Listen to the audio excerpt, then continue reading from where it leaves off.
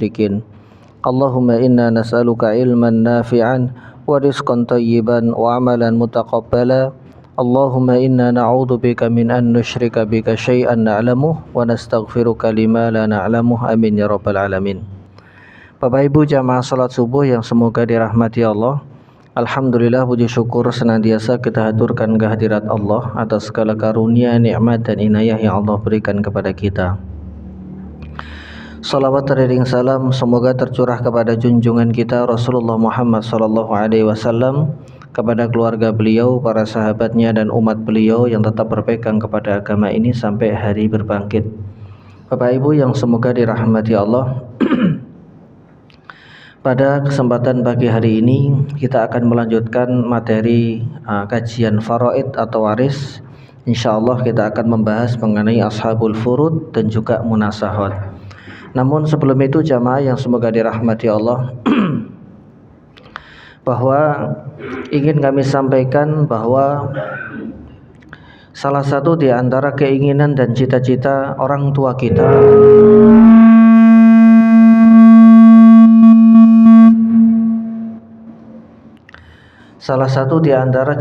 dan keinginan orang tua kita adalah bahwa ketika nanti mereka berpulang, anak-anak yang mereka didik, anak-anak yang mereka bimbing, anak-anak yang mereka besarkan tetap rukun dan silaturahmi itu terjalin. Tidak ada orang tua yang menginginkan keributan, kemudian silaturahmi terputus, atau hal-hal yang kurang baik yang terjadi pada keturunannya. Karena tentunya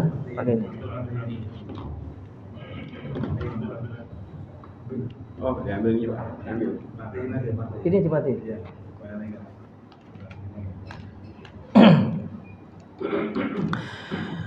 Karena mereka ingin menanam kebaikan lewat anak-anak ini, maka jamaah tidak ada yang pernah tahu, orang tua kita pun juga tidak tahu. Disinilah dibutuhkan edukasi. Berapa banyak perhara itu muncul ketika orang tua keliru dan salah dalam meletakkan atau memahami hibah, kemudian wasiat dan juga waris, dicampur aduk jadi satu. Kemudian ketidakjelasan akad, tuh tanah di sana tuh pakai aja. Pakai ini maksudnya gimana ya? Sudah bangun aja. Ini akad yang nggak jelas dan berpotensi menimbulkan masalah di kemudian hari. Tuh ada tanah tuh di daerah sana, udah kamu bikin apa, kontrakan atau apa kayak ini apa akadnya ya? Udah bikin aja. Ini kan nggak jelas. Dia bikin tuh kontrakan, dia bikin itu rumah, dia bikin buat tempat usaha, dikiranya dikasih, padahal cuman pinjam tempat saja, pinjam tanah saja. Dia nganggap itu diberi. Ya, ketika orang tuanya meninggal, kemudian terjadi pembagian waris, itu yang kontrakannya kakak kan dulu sama ayah dipinjemin, enggak dikasih kok. Mana buktinya? Ya waktu itu ayah bilang ya udah sana bangun aja. Bangun aja itu nggak jelas jamaah. Punya mobil, mobilnya Innova. Ini pakai ini maksudnya gimana ya? Ya udah kamu pakai aja, berarti pakai bukan milik. Ya, jangan kemudian nanti diam-diam dibalik nama. Pakai tapi tidak dimiliki. Nah, akad-akad yang semacam ini tidak jelas. Makanya semuanya harus diperjelas, bukan untuk perhitungan sekali lagi tidak, tapi menjaga agar tidak terjadi masalah. Hari ini jenengan masih ada, hari ini jenengan masih hidup. Kecil kemungkinan terjadi masalah karena pemilik harta masih hidup. Masalah itu baru muncul 10-20 tahun setelah panjenengan sedo, setelah meninggal dunia. Itu baru kemudian terjadi masalah. Bahwa tanah yang dibangun anaknya sudah jadi kontrakan 2 lantai, Pak. Ternyata tidak pernah ada kata-kata itu saya berikan sebagai hibah buat kamu, tidak. Karena bapaknya ternyata menulis catatan, ya, harta yang saya miliki 1, 2, 3, 4. Nah, tanah yang dibangun anaknya itu dimasukkan dalam catatan pribadi beliau, harta yang saya miliki. Berarti kan belum dihibahkan. Padahal bangunan di atasnya dia bangun pakai uang dia, tapi tanahnya belum dia miliki. masih punya bapaknya. Ini kan jadi persoalan. Tanahnya nanti jadi waris, tapi bangunannya bagaimana yang ada di atasnya? Ini jadi persoalan. Jadi jamaah yang semoga dirahmati Allah, lalu apa Ustadz yang harus kami lakukan kalau sudah seperti itu? Yang pertama, ilmu, edukasi. Edukasi untuk kita sebagai orang tua agar kita tahu apa yang harus kita lakukan. Ketika kita punya aset yang tidak sedikit, kemudian kita punya anak-anak. Ustadz, anak-anak kami alhamdulillah hidup rukun.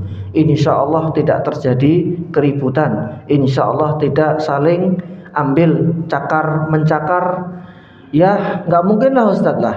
Sekarang jamaah, itu sekarang.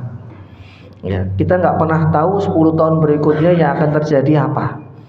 Berapa banyak dulu orang tua ngomongnya seperti itu.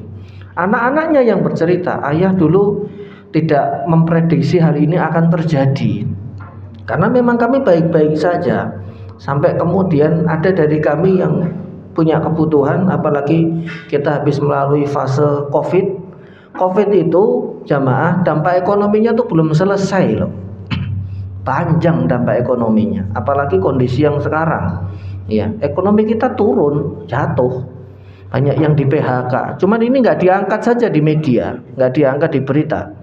Belum lagi rekening-rekening banyak yang diblokir. Ada 30-an juta rekening diblokir. Kebijakan baru. Ya, nanti pajak dinaikin lagi. Apalagi negara kan bisanya seperti itu, nyari duitnya dari rakyat, dari masyarakat. Nah, kondisi sosial yang semacam ini, inilah yang mempengaruhi karakter seseorang kemudian berubah. Maka lebih amannya adalah semuanya buat dalam bentuk tertulis. Jenengan punya pilihan, apakah akan diberikan dalam bentuk hibah atau diberikan dalam bentuk waris. Kalau masih hidup, ya, yang punya harta masih hidup, Allah bebaskan kalau ingin memberikan hibah, tapi harus adil. Dibagi sama rata pun boleh, karena itu adalah anak-anak kita, mau laki mau perempuan, hibah ya Pak ya. Tapi kalau waris itu ada dasar hukum yang Allah turunkan. Jadi kita tidak bisa seenaknya, karena pemilik harta sudah meninggal. Ketika pemilik harta sudah meninggal, potensi terjadi keributan besar. Maka Allah yang mengambil alih harta tersebut, maka Allah perintahkan untuk membagi sesuai dengan hukum waris. Ustadz, kalau kami antar anak sama-sama ridho, sama-sama rela, ya sudah, kita ridho, ibunya misalkan, kita rela semua, bagi ya, semuanya dibagi rata. Tidak ada yang mendapatkan setengah, nggak ada yang mendapatkan 2 kali, karena semuanya adalah anak-anak bapak. Semua kita bagi rata, termasuk ibu juga dibagi rata. Apakah yang seperti ini diperbolehkan? Tidak. Walaupun ada ustadz, ada ulama yang membolehkan jamaah, ada yang membolehkan. Alasannya adalah bahwa hukum waris itu turun karena sengkarut, karena adanya ketidakadilan, karena adanya ketidaksepakatan antar ahli waris. Ada yang mau ngambil bagian setengah, ada yang mau ngambil 70%, ada yang mau ngambil sekian, maka diturunkan hukum waris. Ketika mereka sepakat, ya, maka mereka boleh untuk tidak menggunakan ayat ini.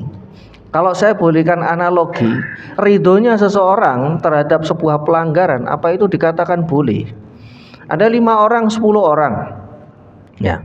1 orang memberikan pinjaman kepada 9 orang. Kemudian nanti dilebihkan 1 juta ya. Pinjamnya masing-masing 15 juta. Ridho gak? Ridho. Ridho gak? Ridho. Rela gak? Rela. Udah kami rela semua kok, mau apa? Apa kayak gitu boleh? Kan lucu jamaah, ya, ridho untuk tidak menjalankan perintah, ridho untuk melanggar larangan. Ya ini tidak bisa. Semua harus merujuk kepada 11-12 An-Nisa. Setelah semuanya dibagi, nah terserah, ada ruang dialog, ada ruang komunikasi. Disitulah kita bisa membicarakan baik-baik ini gimana.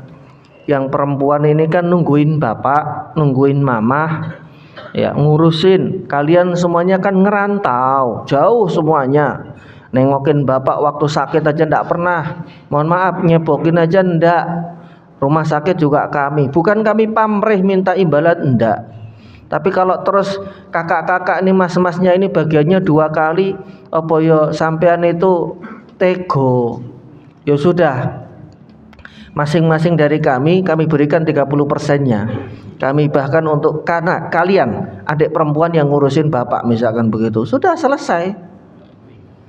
Emang harus Ustadz? Nggak harus 30%, nggak harus 20%, terserah berapapun itu. Cuman kan warisan itu kan gini loh jamaah, kita itu nggak ikut nanem, yang nanem itu orang tua kita, yang berkeringat orang tua kita.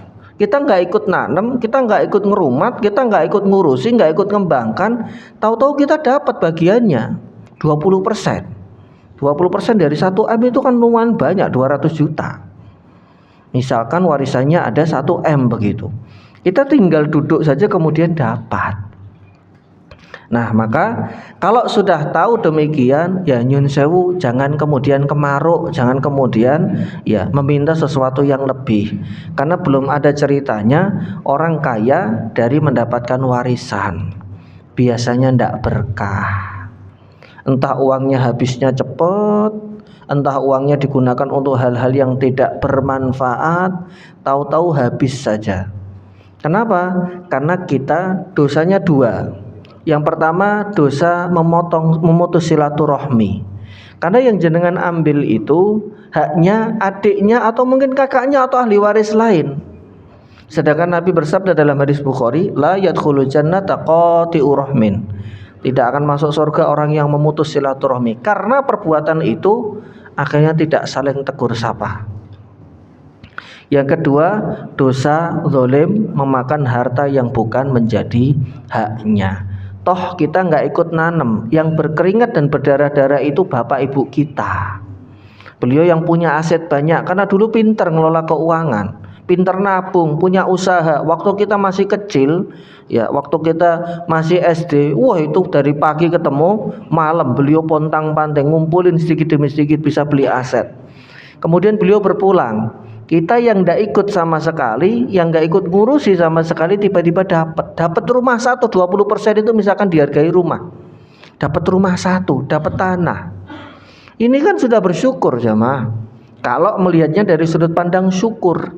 Tapi kalau melihatnya dari sudut pandang pengen menguasai atau ketamakan, ya sudah selesai.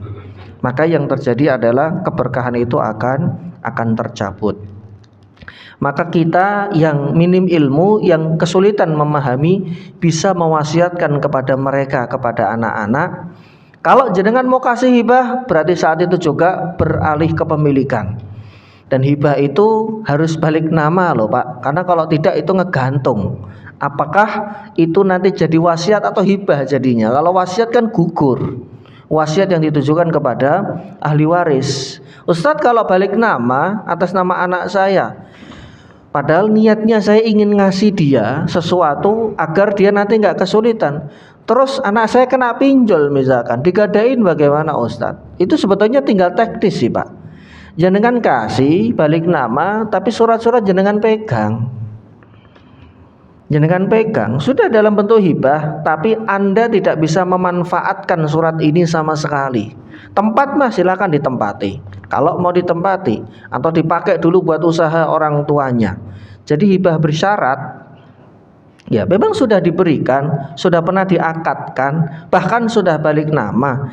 Tapi untuk menjaga agar tidak terjadi masalah di kemudian hari, ditahan saja itu surat. Ya, dititipkan ke ibunya atau siapa begitu ya. Kenapa? Karena dilihat anaknya ini ada yang potensinya ke sana. Potensi kalau diselewengkan, dijual, itu banyak loh. Saya temukan kasus ketika menyelesaikan keluarga per keluarga. Lah hibahnya di mana Bu? Waktu itu kondisi ekonomi kami susah Ustaz. Jadi beliau dapat hibah tanah di daerah Bogor. Lah terus kami jual. Ya kalau kondisinya kondisi sulit, ekonominya itu masih masuk akal. Tapi kan akhirnya nggak punya tempat tinggal Pak. Jadi yang ditempatin itu adalah rumah milik bersama, yang kemudian menjadi warisan. Ya, karena beliau sudah pernah dapat hibah, maka bagian warisnya kan sedikit dan sudah hilang lagi, sudah dijual. Itu. Akhirnya ya rumah yang ditempati sekarang yang merupakan rumah bersama, ternyata sama orang tuanya sudah dihibahkan ke anak-anaknya. Jadi ada aktanya, akta hibahnya itu ada. Saya baru ditunjukin. Ini bagaimana Ustadz? Lah kalau sudah diberikan dalam bentuk hibah, akta, berarti beliau nggak punya warisan jemaah. Orang tuanya, bapaknya nggak punya warisan. Kalau nggak punya warisan berarti nggak ada yang dibagi. Lah terus rumah itu bagaimana? Kan sudah dihibahkan. Berarti punya 4 anak sisanya. Yang tadi sudah diberikan hibah namanya nggak ada lagi di dalam akta itu. Karena orang tuanya sudah bagi-bagi begitu. Yang seperti ini kan boleh selama diberikan dalam keadaan hidup. Jadi anak yang nomor 2 ini ibu-ibu dikasih tanah di daerah Bogor. Sisanya rumah itu ada di daerah Depok. Ya, saya ke sana ketemu sama keluarga mereka, kita selesaikan. Nah, ternyata belakangan baru keluar, mereka baru ngeh kalau sudah pernah dibuat akta hibah. Saya minta difotoin, Pak, seperti apa. Oh ya bener. Jadi ini bukan waris jatuhnya. Karena sudah dihibahkan ternyata. Ya, yang menjadi waris itu perhiasan ibunya. Nah, qadarullohnya semua saudara laki-lakinya menghibahkan kepada saudara perempuannya. Sudah kami ikhlas, kami hibahkan kepada mereka. Karena toh yang ngurusin bapak kan kakak perempuan kami. Ya sudah selesai. Cuman yang nomor 2 tadi akhirnya nggak dapat. Nah, akhirnya kemudian sesuai kesepakatan rumah yang mereka tempati bersama itu dikontrak sama beliau. Ngontrak jadinya, padahal itu sebetulnya rumah orang tua, tapi ketika orang tua sudah menghibahkan kan lain cerita.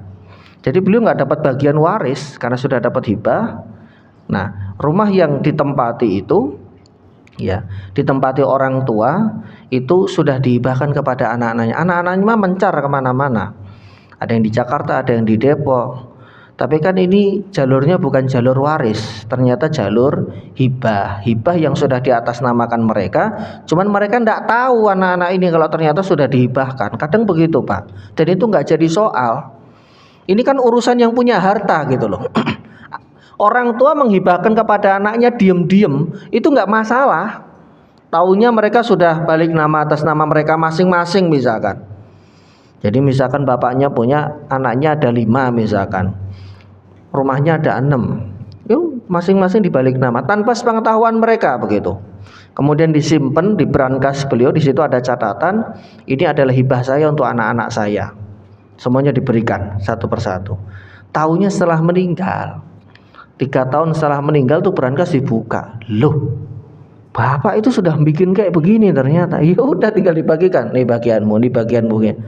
Karena hibahnya lebih dulu daripada warisnya. Waris itu kan setelah yang punya harta meninggal dunia. Itu nggak jadi soal, itu soal teknis. Ya, kalau jenengan masih hidup dan mau dibagi-bagi silahkan.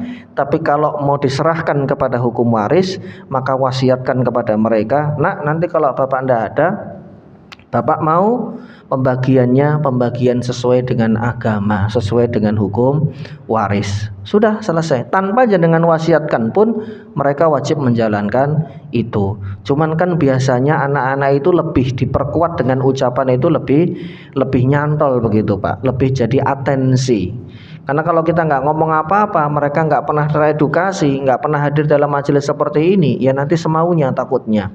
Tapi dikuatkan dengan pesan kita bahwa membaginya harus sesuai agama, sesuai dengan syariat waris. Bapak nggak mau tahu, udah nanti anak-anak itu akan duduk bareng, kemudian dibagi sesuai dengan porsinya masing-masing. Nah, jamaah yang semoga dirahmati Allah, ada ahli waris saudari kandung. Ustaz, kenapa laki-lakinya tidak disebut? Jangan buka di dalam surah An-Nisa itu. Yang laki-laki itu memang jarang disebut karena mereka bagiannya asobah. Bagian asobah itu bukan furud muqaddarah yang bagiannya ditentukan oleh Quran. Yang disebutkan di dalam Quran itu kan anak perempuan. Kalau 1 berapa? Kalau 2, 3, 4 dan seterusnya berapa? Kemudian ibu, ayah ada, tapi anak laki-laki nggak disebut. Ada yang nanya, bagiannya berapa Ustaz? Anak laki-laki tidak disebut. Kemudian saudara laki-laki kandung juga nggak disebut. Kemudian saudara laki-laki seayah nggak disebut, kecuali mereka mewarisi bersama dengan saudaranya yang sekufu satu level. Berarti laki-laki seayah ya dengan perempuan seayah, saudara laki-laki seayah dengan perempuan seayah, ini kan sekufu satu level. Sekandung laki-laki, saudara laki-laki sekandung dengan saudara perempuan sekandung. Nah ini baru disebut. Itu pun mereka sama-sama mu'asib ya, mendapatkan sisa dari ahli waris. Yang disebut itu adalah perempuan. Ada banyak hikmah tentunya.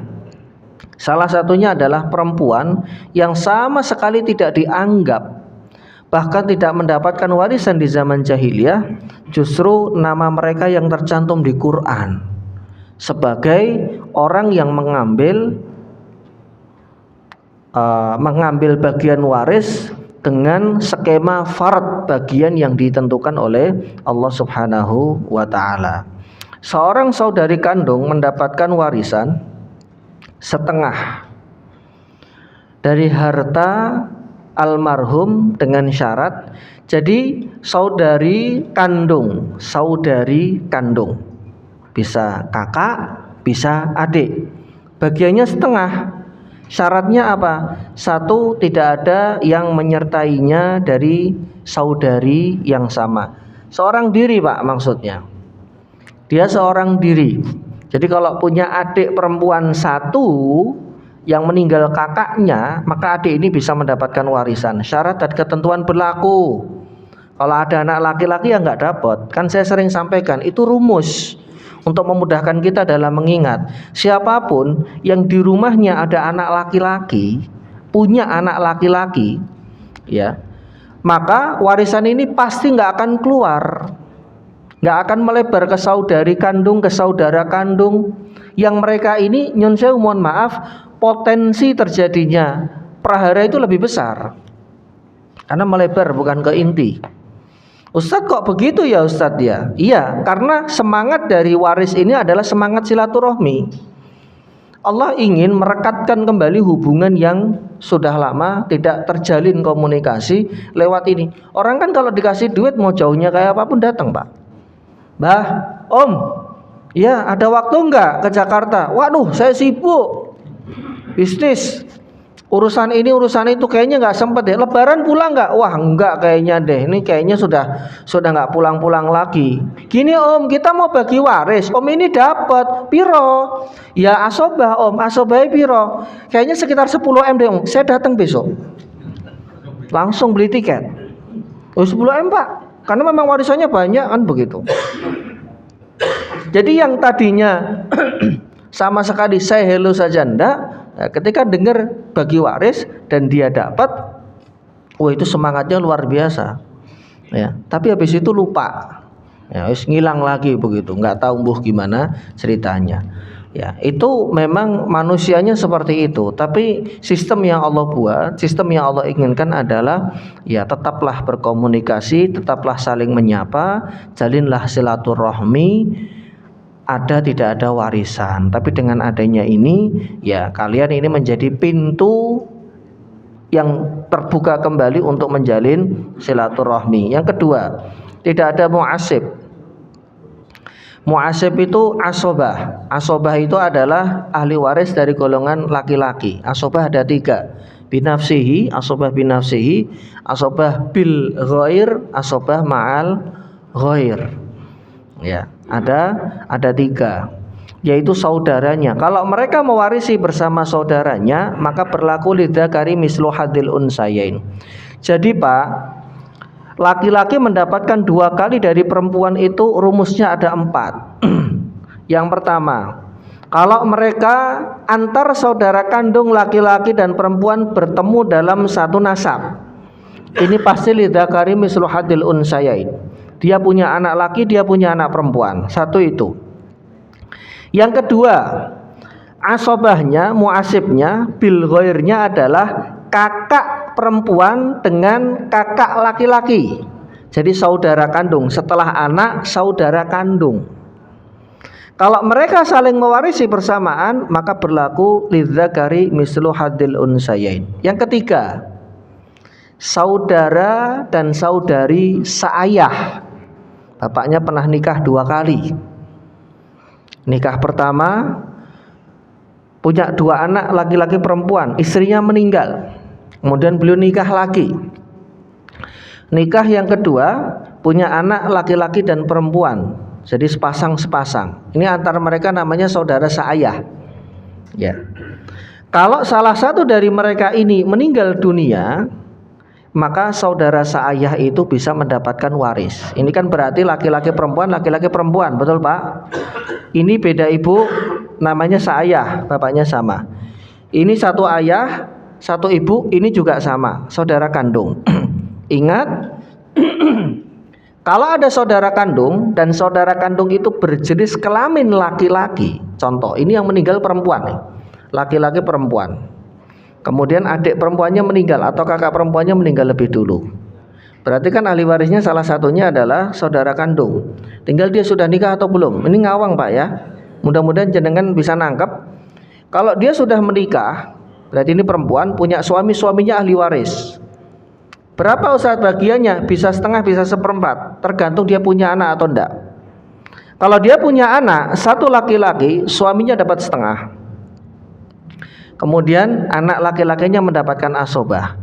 Ini saudara kandung dan saudara seayahnya dapat enggak? Halo, dapat enggak Pak? Kenapa? Karena ada anak laki-laki, terhalang semua. Selesai. Jadi warisan itu enggak keluar. Suaminya dapat seperempat, sisanya 3/4 atau 75% diambil anak laki-lakinya. Ya, ilustrasi yang berikutnya. Ini meninggal dunia, punya anak perempuan, nggak punya anak laki-laki. Pasti melebar. Ya, pasti melebar. Suaminya dapat bagiannya berapa? Suami setengah itu kalau nggak punya anak. Seperempat karena punya anak perempuan. Suaminya seperempat, anak perempuannya setengah. Ada sisa berapa? Seperempat, 25%. Kemana larinya? Orang tua sudah tidak ada. Ya mereka. Kemudian dimasukkan rumus. Apakah semuanya dapat? Saudara kandung dan saudara seayah ternyata enggak. Karena ini ada saudara kandung, saudara seayah itu terhalang dengan adanya saudara laki-laki sekandung. Jadi mereka enggak dapat. Asobahnya diambil oleh saudara laki-laki sekandung. Karena ada saudara laki-laki sekandung yang tidak bisa dihajab atau dihalangi oleh saudara laki-laki sekandung itu adalah saudara seibu. Makanya saudara seibu ayatnya turun khusus 176 kalalah. Itu berbicara mengenai saudara seibu. Karena mereka tidak bisa dihajab atau dihalangi oleh saudara laki-laki sekandung. Kan beda ibu Pak. Ceritanya, mohon maaf. Ya beda ibu kan. Mohon maaf. Ibunya sama, beda bapak. Kan begitu. Ibunya sama, beda bapak. Jadi seorang wanita yang pernah menikah 2 kali dan masing-masing pernikahan itu punya anak, itu namanya saudara seibu. Nah, bagian waris yang cukup rumit untuk dihafal itu adalah menghafal bagian waris saudara kandung atau saudari kandung, seayah dan seibu. Karena ini mirip-mirip. Dan ya, rumusnya beda. Lah terus kapan Ustadz? Katanya mereka mendapatkan ahli waris saudara seayah. Kalau yang meninggal, ini kan tadi kan perempuan. Kalau yang meninggal laki-lakinya, ya, maka saudari perempuannya ini bisa menjadi ahli waris. Nah, mereka bisa dapat saudara yang seayah tadi. Karena memang laki-laki, ya baik anak maupun saudara itu dijadikan sebagai hajib, dia penghalang dari ahli waris lain yang jalur nasabnya itu lebih jauh. Yang ketiga, tidak ada orang tua atau asal waris lelaki yang masih hidup, ayah, kakek dan seterusnya. Kemudian yang meninggal dunia tidak memiliki fara' waris. Kalau dia punya adik perempuan, anak perempuan, saudari kandung tetap dapat. Jadi kalau jenengan punya anak perempuan saja, jenengan punya adik perempuan, anaknya perempuan semua. Ustadz, saya punya anak perempuan 3 Ustadz. Kalau saya meninggal, ahli waris saya siapa? 1, anak perempuan ini jadi ahli waris semua. Bagian mereka 2/3. Sisanya siapa yang mengambil? Ya tergantung. Yang hidup siapa dari saudara kita? Ini kan melebar pasti Pak. Ya. Nah, jenengan yang lebih tahu adik-adiknya, sedulurnya ini, apakah selama hidup itu komunikasinya baik dengan kita, ataukah nyun sewu, ya dia banyak hutang, pinjol sana pinjol sini, kemudian kita jadi korban. Kalau kejadiannya seperti yang saya sampaikan, yang nomor 2 tadi, dia banyak masalah keuangan, komunikasinya kurang bagus, kena kasus ini kasus itu dan yang lain, dia kan ahli waris Pak, ya kan? Sedangkan yang menjadi warisan itu adalah rumah salah satunya. Maka rumah ini mau nggak mau harus dipecah. Loh kok gitu Ustaz? Kalau kayak gitu kan nggak adil Ustaz. Kok pembagian Allah kita bilang nggak adil? Kalau kita melihat ada potensi seperti itu, ada potensi kemudian warisan itu melebar dan ini menjadi masalah, maka ada solusinya. Jadikan peralihan harta ini bukan lewat waris, tapi lewat hibah. Paham Pak? Sebelum jenengan meninggal, hibahkan ke anak-anaknya. Tapi hibah ini tidak menghalangi atau tidak menggugurkan hak waris. Dia tetap jadi ahli waris, adiknya jenengan, saudara laki-laki atau perempuannya jenengan. Lah kalau mereka berlima, kepalanya beda-beda, maunya beda-beda, antar mereka saja sudah ribut gitu loh. Mereka ribut, internal mereka berlima, tambah ini masuk ke dunia kita, ke anak kita, jadi persoalan. Ini bisa-bisa komunikasi silaturahmi sudah nggak terjalin. Yang dia merasa, wah ini anak perempuannya gimana sih, kita jadi ahli waris kok nggak dikasih bagiannya. Yang anaknya ngerasa, kalau saya kasih nanti jenengan ribut, kalau nggak dikasih juga persoalan.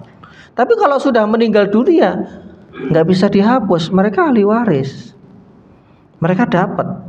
Asobahnya diambil mereka loh, 1/3 Pak, 33%. Dan itu besar loh, 30% itu besar loh angkanya. Anggaplah 30%. Kalau mereka berlima, nanti kan lidzakari mislu hadzil unsayain itu berlaku. Nah yang perempuan nggak terima. Kok nggak dibagi rata sih 30%? Kok kami dapat setengahnya, enak aja, ribut sendiri coba. Nggak ada warisan nggak ribut, giliran tahu ada warisan dari kakaknya ribut. Jenengan kan bisa metakan, ini satu keluarga satu rumah dengan rumah lain beda. Maka ketika jenengan punya ngelihat ada potensi terjadi keributan, maka jenengan bisa mengambil jalur hibah. Hibahkan kepada anak-anaknya, rumah ini tidak akan jadi sengketa. Tapi tabungan jenengan yang jumlahnya 50 juta, 100 juta, itulah nanti akan diwariskan untuk mereka. Paham Pak? Paham enggak? Saya ambil contoh begini Pak. Kan ada peraturan etle Pak, ganjil genap nggih. Batasannya jam berapa sampai jam berapa? Jam 6 sampai jam 10. Ya, anggaplah di sepanjang Gatot Subroto sampai MT Haryono. Tol dalam kota. Jenengan dari sini masuk tol dalam kota. Kalau jenengan keluar tol dalam kota sebelum jam 6, jam 5.45 dan kantornya jenengan nggak jauh dari exit tol, pertanyaan saya, jenengan kena etle nggak Pak? Nggak kena, karena jenengan belum masuk waktu jam 6 keluarnya. Tapi kalau jenengan jam 6 kurang 1 menit maksain keluar kemudian kena macet, jenengan kena etle. Caranya bagaimana Ustaz? Bablas ke terus, mbuh muter mbuh gimana, tunggu sampai jam 10. Atau kita yang sampainya di sana itu jam 10 kurang 1/4. Kena kita. Caranya bagaimana? Pelan. Biar nanti ketika exit tol, karena biasanya di depan exit tol itu sudah ada etle, sudah ada kamera. Keluarlah jam 10 lewat, mbuh lewat 1, mbuh lewat 2. Tujuannya biar nggak kecepret, tiba-tiba kemudian ada tilang elektronik. Pertanyaan saya, kalau seperti ini kita ngelanggar nggak? Nggak ngelanggar. Nah, seperti itulah. Jenengan kalau tahu hukum, maka jenengan bisa bersikap dari waris, wasiat dan hibah mana yang harus kami gunakan untuk mentransfer, mengganti atau merubah kepemilikan. Lah, jenengan yang lebih tahu. Saya kasih ilmunya. Karena saya nggak bisa mengharuskan pakai hibah. Loh, keluarga jenengan saja saya nggak tahu. Anaknya jenengan seperti apa, apakah ada konflik atau enggak, saya enggak tahu. Saya cuma kasih ilmunya, jenengan nanti yang nerapkan. Kalau ada potensi dan itu besar potensinya, hibahkan, selesai. Biasanya jadi konflik itu rumah, yang jadi permasalahan itu rumah. Karena kalau kayak tadi contohnya 2/3 anak perempuannya ada 3, kemudian sisanya diambil oleh saudara laki-lakinya. Jamaah, ya. Gimana cara bagi rumah ini? Wong rumah ada 2 pilihan. Pilihan yang pertama, rumah itu dijual. Laku 3M Ustaz, 1M diberikan ke mereka. 1M gede loh Pak. Kan sepertiga. Laku 3M, sepertiga. Yang 2M dibagi mereka. Loh kok kami malah bagiannya yang paling sedikit? Om-om, saudara laki-lakinya, om-om dan tante-tante yang gak ngurusin papa sama sekali, nengok saja gak kok dapat. Ya karena memang semangatnya adalah agar tersambung silaturahmi. Salahnya itu di kita, tidak memetakan, mitigasi. Waduh bahasanya, mitigasi. Kita kurang mitigasi, antisipasi dari awal. Nah, atau pilihan yang kedua, ya rumah ini dijual kan tadi. Atau kalau enggak, kami mau tempati, maka jenengan harus ganti sebanyak duit itu. Patungan 3 orang 1M kemudian diberikan. Waduh 1M 100 juta aja kami enggak ada. Kadang orang begitu Pak, dia punya rumah tapi uang cash 1M enggak ada. Rumahnya padahal ditaksir 10M, tapi uang cash 1M enggak ada karena uangnya diputar buat usaha dan lain-lain. Repot kan Pak? Kok gitu ya Ustadz ya? Ya begini, makanya ketika di sini ada celah potensi terjadi, mohon maaf masalah di kemudian hari. Nah, jenengan hibahkan rumah itu kepada anak-anaknya. Nanti mereka bagi rata. Kalau sudah hibah loh jamaah, sudah dibalik nama atas nama mereka. Nah, saudara-saudara kita itu bukan berarti tertutup mereka mendapatkan warisan, enggak. Jenengan masih punya rekening di BSI berapa? 50 juta. Di muamalat jenengan punya rekening 10 juta. Kemudian di bank BCA Syariah jenengan punya 30 juta. Ya mereka masih dapat dari pintu ini. Tapi kan angkanya kecil. Ibu-ibu, ada seorang suami istri datang ke saya, Ustaz, rumah yang kami tempati ini adalah sebetulnya kami beli dari orang tua kami. Jadi istrinya membeli dari ayahnya, tapi duitnya duit suaminya. Tapi waktu itu ayahnya, ya tahun sebelum 90-an di daerah Jakarta Timur, itu dicek kalau ini balik namanya lewat jual beli, pajaknya gede, diakali. Lah terus gimana ya? Ini mereka waktu itu masih di luar negeri kerjanya, suami istri ini. Ayahnya punya rumah 3, 1 di Jakarta Timur, yang 2 di Bandung. Lah terus gimana ya? Gini saja, ayah buat akte hibah, kamu tetap bayar jual beli, tapi nanti kita masuknya ke BPN itu lewat hibah, pajaknya lebih kecil. Ya mereka nurut saja, yang ngurus semuanya ayahnya. Akhirnya jadilah Pak akte hibah Pak. Ya, nah selama lebih dari 10 tahun bahkan 20 tahun tidak ada masalah. Bapaknya juga masih hidup, sampai sekarang masih hidup, cuman John Sewu sudah stroke, tinggalnya di Bandung. Sudah stroke dan sudah sakit-sakitan karena tiap bulan itu kontrol ke rumah sakit. Waktu itu beliau ngiranya Allah ndak ada masalah, wong saya masih hidup. Jadi mereka itu perempuan, laki-laki 4 bersaudara, yang bontot itu laki-laki. Nah masalah itu terjadi ketika rumahnya yang di Jakarta Timur ini direnovasi besar-besaran. Yang kedua, rumah ini dihibahkan kepada anak perempuannya nomor 1. Deng, ini 3 bersaudara ini ngamuk-ngamuk sampai datangin ke Jakarta Timur. Intinya itu kan rumah hibah dari orang tua. Kenapa dibalik nama atas nama anakmu, kakak? Ada masalah di mana ini, Pak? Masalahnya di mana?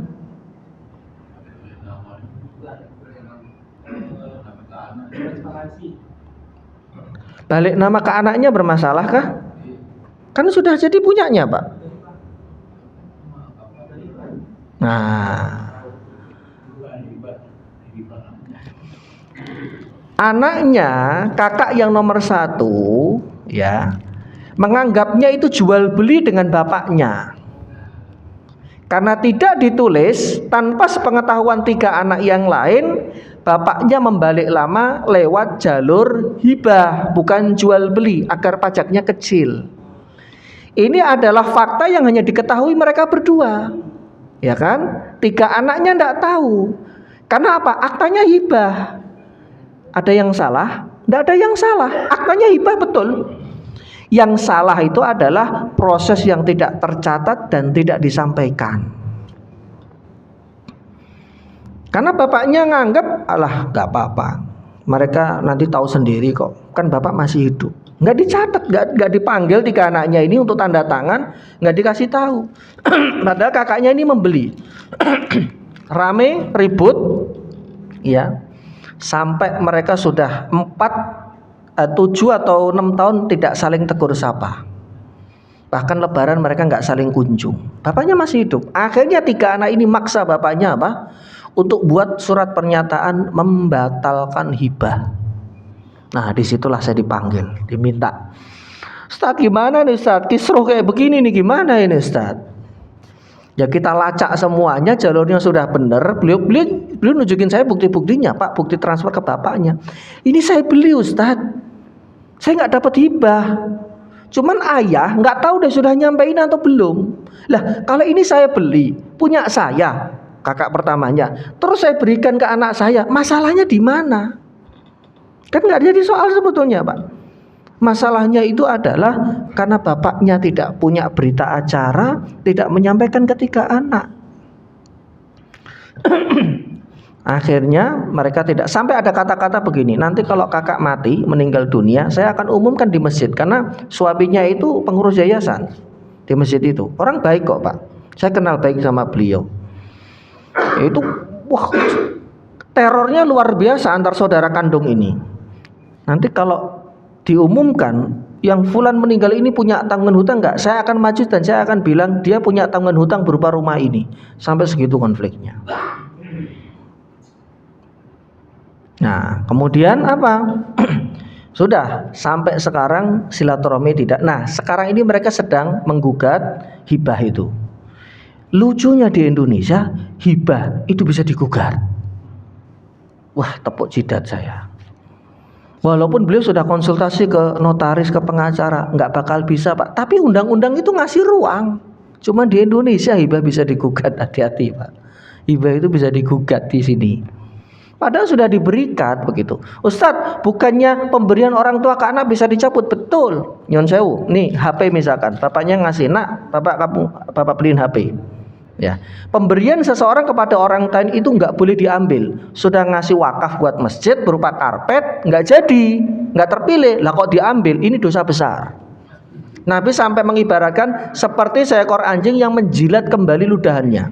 Illa dikecualikan, ya, pemberian orang tua kepada anak itu boleh. Hari ini diberikan HP, diberikan mobil. Karena dia melakukan satu kesalahan, nyon sewu, pulang malam, ayah ambil lagi, nggak ada mobil keluyuran malam saja. Boleh, hanya orang tua yang membolehkan, yang dibolehkan. Cuman kan yang jadi persoalan di sini, Pak, itu sudah balik nama itu loh, Pak. BPN ketika balik nama aset seperti ini kan nggak main-main, Pak. Ada surat-suratnya, ada legalnya. Ini sudah dibalik nama dan sudah atas nama beliau, Ibu Fulana. Nah, sampai di situ beliau ya sedih gitu loh. Saya nggak nyangka Ustadz bakal panjang seperti ini. Jadi beliau sedang berkonflik sampai hari ini. Dan mungkin saya tidak tahu apakah akan bisa teredam lagi atau tidak. Maka solusi jangka panjang saya berikan. Yang pertama, beliau, ibu ini punya 2 anak perempuan, nggak punya anak laki-laki. Saya bilang, Ibu punya anak laki-laki? Tidak ada Ustaz, anak perempuan. Nah, nanti kalau ibu meninggal dunia, potensi waris itu mereka dapat. Saudara, oh gitu Ustaz ya? Kaget. Iya, karena jadi nggak punya anak laki-laki.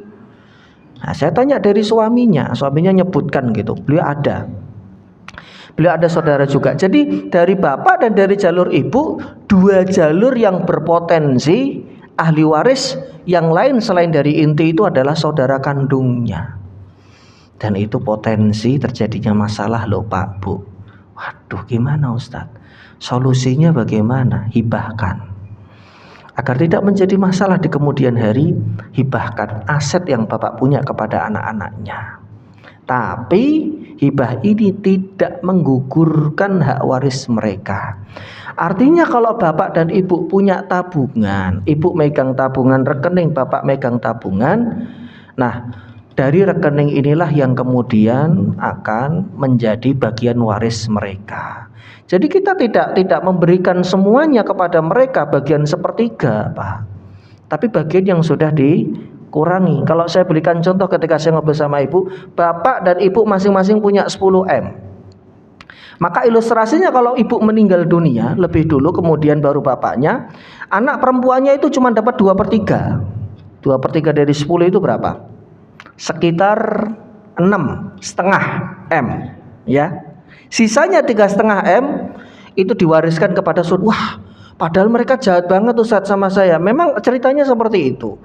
Ya, saya pengen tidak berat sebelah, tapi ya faktanya demikian karena ditunjukin bukti-buktinya. Saya diteror, difoto dan lain-lain, ada fotonya semua. 3,5 loh Bu, banyak banget Ustadz. Padahal mereka, saya sudah baik, mau berdamai, mau membicarakan baik-baik.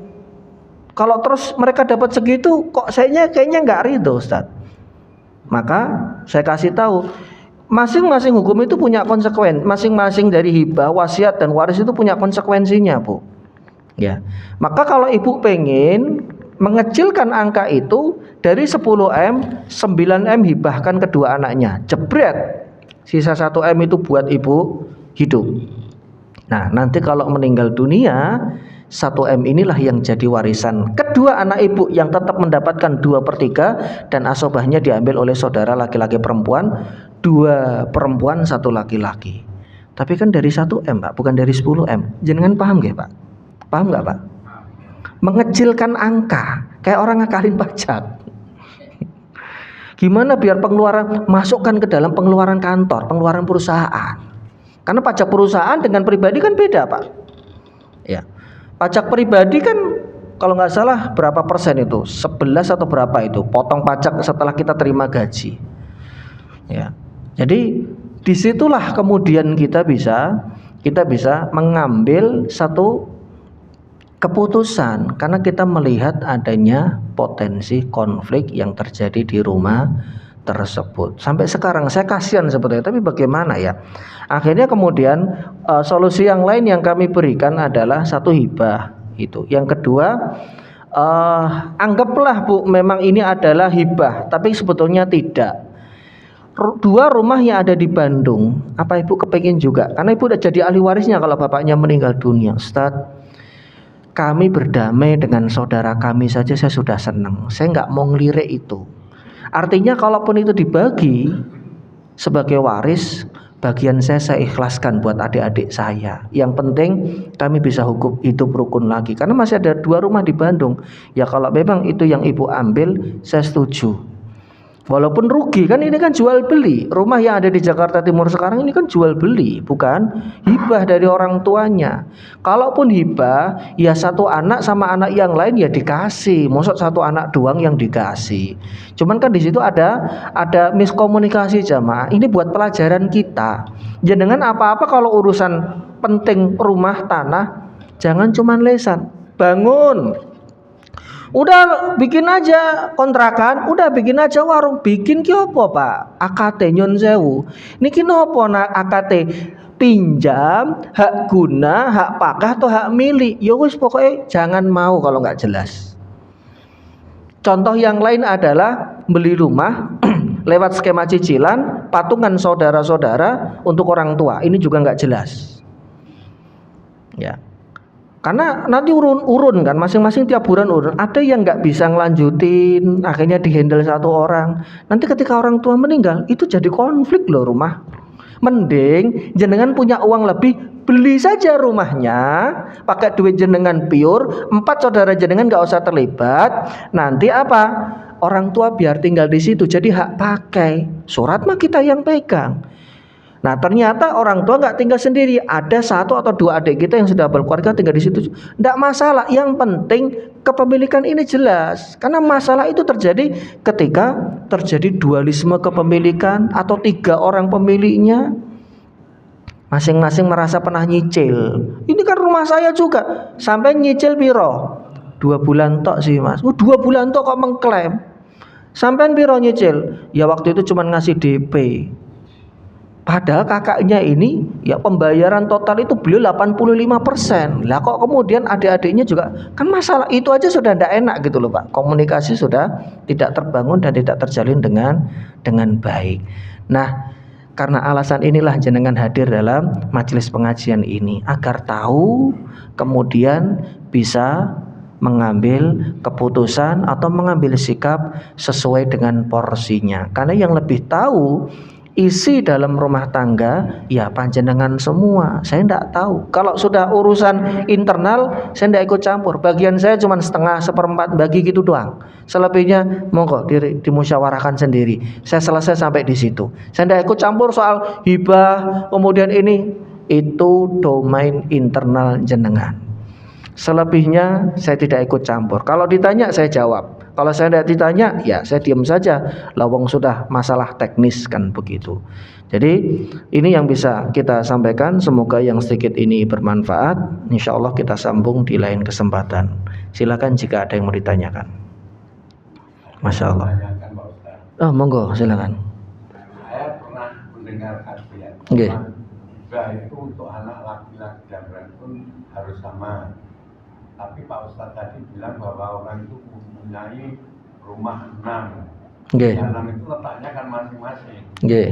Seandainya di Jakarta Pusat itu NJOP 100 meter, tapi yang di Depok itu ada 200 meter kan nilainya nggak beda. sama. Yeah. Bagaimana Pak Ustadz? Yeah. Baik. Ya. Sama dalam hal ini adalah sama dalam kepemilikan. Masing-masing mendapatkan hibah berupa rumah. Soal nilai Pak, itu memang pasti berbeda. Ini tidak masalah kalau soal nilai.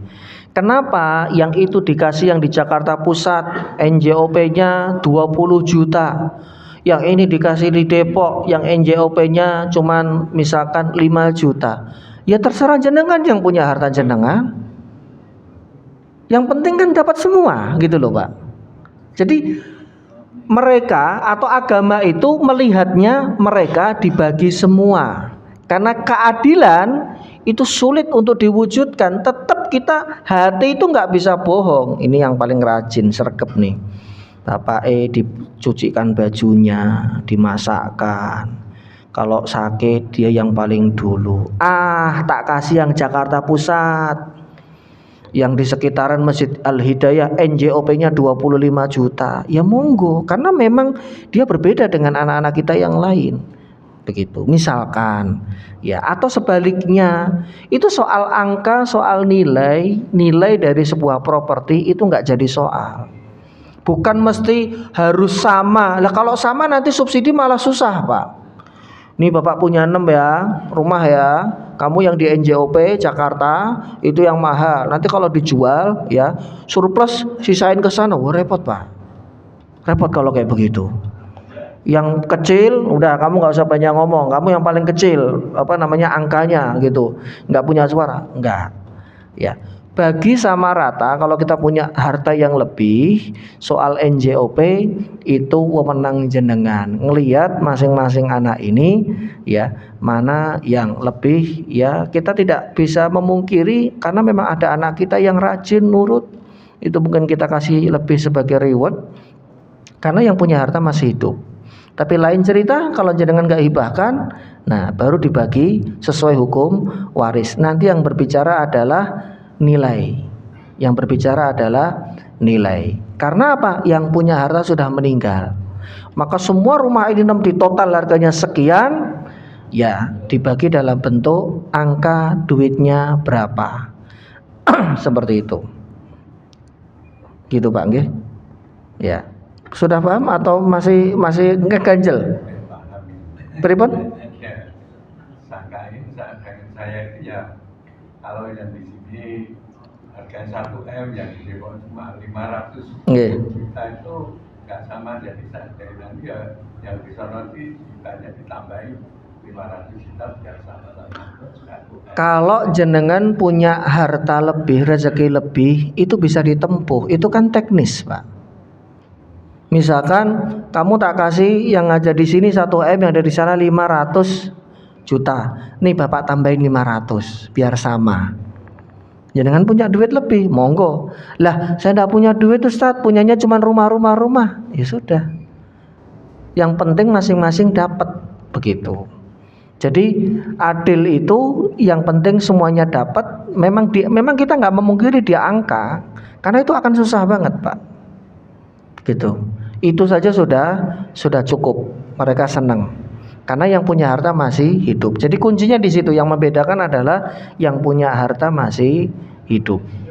Jadi dia bebas mau ngasih anaknya, sama-sama dikasih sepeda, ya, yang satu dikasih sepeda yang harga kan susah juga Pak. Kita kasih motor nih, ininya beda-beda. Maunya apa? Beat, maunya apa? Vario. Kan selisih harga. Nah, selisih harga ini jangan mau tombokin yang Beat biar sama dengan Vario, monggo kalau punya ada duit lebih. Tapi kalau enggak pun kan enggak masalah Pak.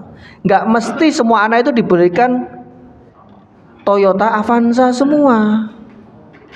Ayah saya mau mentahannya aja, Avanza baru itu 2,5. Ya udah. Ah, ternyata dia beli expander, tambahin dia sendiri. Ya monggo begitu. Itu soal teknis saja. Begitu. Yang penting jenengan ngasih motor satu-satu anaknya, mobil satu-satu anaknya, ya nanti harganya berbeda, ya itu urusan lain, tinggal nanti ditombokin saja kalau memang mau begitu. Tapi kalaupun tidak, ya itu sudah cukup. Yang penting mereka punya rumah. Bisa jadi yang di Jakarta kena banjir, NJP-nya turun, nah kan. Jadi kayak gitu memang harganya bisa naik turun Pak, seperti itu. Baik, cukup saya tutup dengan kafaratul majlis.